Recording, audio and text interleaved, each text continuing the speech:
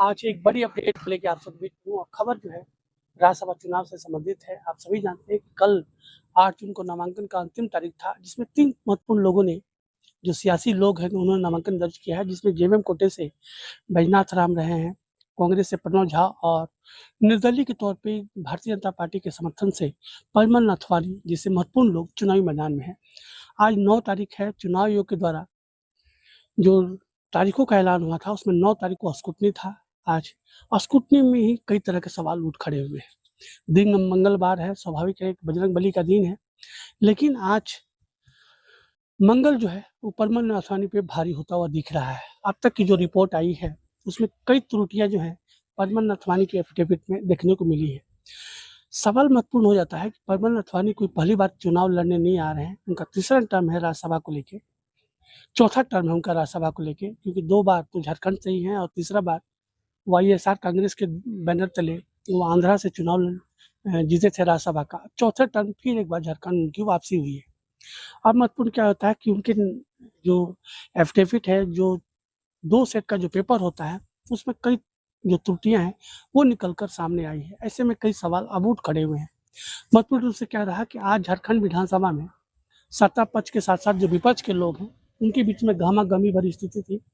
कांग्रेस की जो कैंडिडेट हैं, जेएमएम के जो कैंडिडेट हैं, उनके द्वारा जो रिटर्निंग ऑफिसर हैं, उनके पास विरोध दर्ज किया गया है कि अगर फॉर्म फुलफिल नहीं है, अगर उसमें किसी भी तरह की त्रुटि है, तो पेपर को निरस्त करना चाहिए। ऐसे में कल दिन का जो 11 बजे का तय हुआ है, उसमें परिमल नथवानी वहाँ जाएंगे और जो त्रुटि है उसके विषय में रिटर्निंग ऑफिसर जो है वो क्या कुछ निर्णय लेते हैं, अब उन्हीं के निर्णय पर ही तमाम तरह की जो प्रक्रियाएं हैं अब आगे देखी जाएगी कि वो चुनावी मैदान में बने रहते हैं या उनके जो पेपर है, जो राज्यसभा का जो उम्मीदवारी है,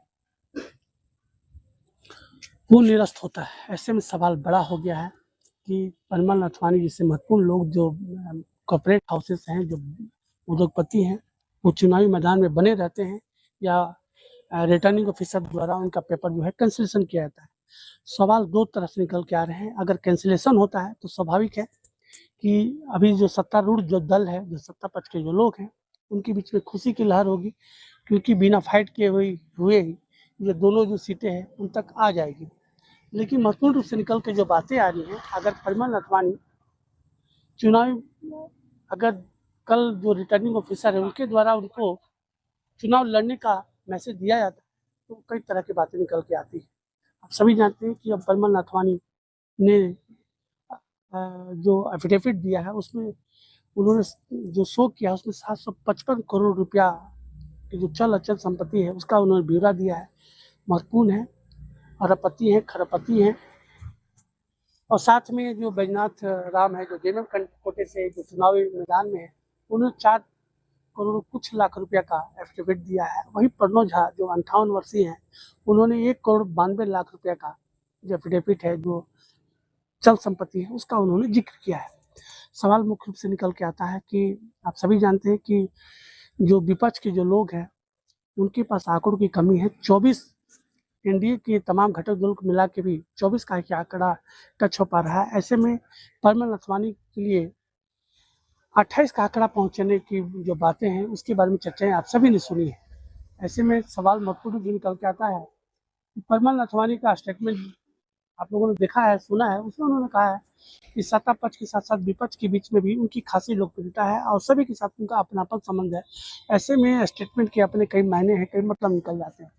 महागठबंधन के बीच में डर की स्थिति थी, तभी उन्होंने चुनाव आयोग को चिट्ठी लिखा था कि किसी कारण से महागठबंधन के, चाहे कांग्रेस के लोग हों, चाहे जेएमएम के हों, चाहे आरजेडी के हों, चाहे माले के लोग हों, उनको डराया जा सकता है, उनको खरीदा जा सकता है, उनको भयभीत किया जा सकता है। इसके लिए कई तरह की एजेंसियों को उन्होंने चुनाव आयोग में लगाने की बातें कही गई थी। लेकिन अब तमाम सवालों पे, अब जब तक कि रिटर्निंग ऑफिसर के द्वारा कल परिमल नथवानी, जो एक बड़ी कॉर्पोरेट हाउस है, देश के जो बड़े बिजनेस हैं, उनके परिवार के लोग हैं, ऐसे में कल क्या कुछ निर्णय निकल के आता है, ये देखने वाली बात होगी। लेकिन मुख्य रूप से 3 सवाल जो स्कूटी में जो पकड़ में आए हैं, जिन सवालों पे चर्चाएं हुई हैं, उसमें मुख्य रूप से रहा है कि परिमल नथवानी, जैसे नाम फुलफिल किया जाता है तो नथवानी परिमल लिखा हुआ है। दूसरा जो है, अपने पारिवारिक जो बायोडाटा है उसमें सबमिट करना है आपको। और तीसरा, जो कॉलम है उसमें आपको जो नाम के साथ साथ जो कहीं कोई क्राइम के क्षेत्र में चाहे किसी भी 420 के केस में अगर किसी भी तरह का मामला आपके ऊपर दर्ज है तो उसको भी अंकित करना होता है। उसमें जो पूरा फॉर्म है उसमें किसी भी तरह का जो केस से संबंधित जो आंकड़े हैं उसको फुलफिल नहीं किया गया है। सवाल बहुत महत्वपूर्ण रूप से निकल के आता है कि 3 सवालों पे जो रिटर्निंग ऑफिसर हैं वो क्या कुछ निर्णय लेते हैं तो कल देखने वाली बात होगी। लेकिन अभी के चुनावी बिसात में जो महागठबंधन के जो सत्तारूढ़ दल है, जो सत्ता पक्ष के लोग हैं, उनके बीच में खुशी की लहर है और जो विपक्ष है, जो परमान नथवानी को सपोर्ट किया है, उनके बीच में खासा इस सवाल को लेके अभी परेशानी का सबब बना हुआ है। अब कल देखने वाली बातें हुई, क्या कुछ निर्णय आता है रिटर्निंग ऑफिसर का, उसके बाद ही आगे की जो रूपरेखा वो तय होगी।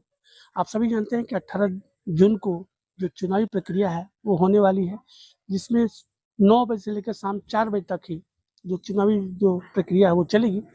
ऐसे में अब कल का जो निर्णय है बहुत महत्वपूर्ण हो जाता है कि चुनावी जो मैदान में परमान नथवानी टिके रहेंगे या उनका कैंसिलेशन होगा। अगर हमारा वीडियो आप सबको पसंद आता है तो प्लीज़ इसको लाइक कीजिए, चैनल को सब्सक्राइब कीजिए और वीडियो को ज़्यादा से ज़्यादा शेयर कीजिए। Thank you. देखने के लिए धन्यवाद। अधिक समाचार अपडेट के लिए कृपया लाइक करें, शेयर करें और सब्सक्राइब करें।